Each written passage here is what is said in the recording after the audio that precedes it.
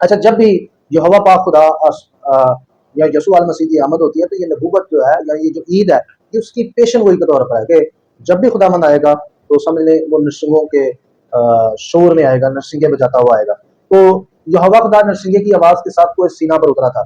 इसके लिए देखें ख़ुरूज 19 बाब की आयत नंबर 19 का 20 यहाँ लिखा है, और जब करना की आवाज़ निहायत ही बुलंद होती गई, तो मूसा बोलने लगा और खुदा ने आवाज़ के ज़रिए से उसे जवाब दिया, और खुदावंद कोई सीना की चोटी पर उतरा, और खुदावंद ने पहाड़ की चोटी पर मूसा को बुलाया, सो मूसा ऊपर चढ़ गया।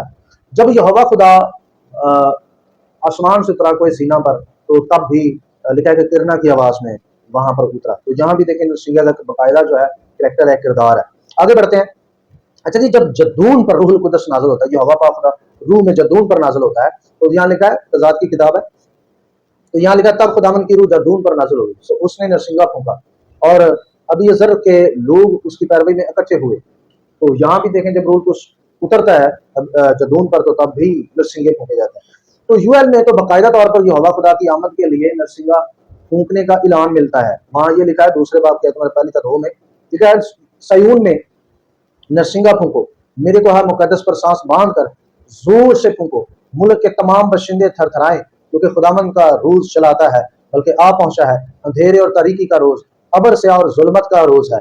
एक बड़ी और जबरदस्त उम्मत जिसकी मानद ना कभी हुई और ना उसके बाद होगी, पहाड़ों पर सुबह सादक की तरह फैल जाएगी। तो यहाँ पर भी हम देखते हैं कि खुदावन की जो आमद है हजार साल बादशाह के लिए, जिसको खुदावन का रोज या खुदावन का दिन कहा गया है, वहाँ ये नरसिंगों के साथ होगा।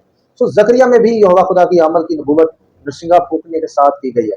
जकरिया 9 बाब के नंबर 14 में लिखा है, और खुदावन उनके ऊपर दिखाई देगा और उसके तीर बिजली की तरह निकलेंगे।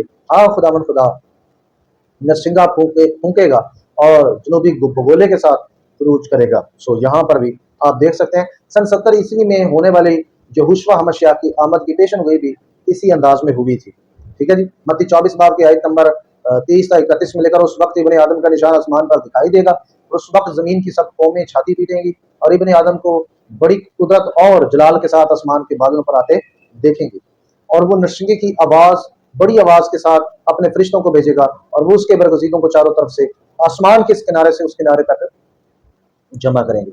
सो यहाँ पर भी आप देख सकते हैं कि नरसिंगों के साथ मसीही आमद हो गई है सन 70 में। ठीक है, ये आप रैप्चर का कीदा रैप्चर का टॉपिक जो है वो प्लीज आप जाकर देख लें, आपको समझ आ जाएगी कि मैं क्या कह रहा हूँ।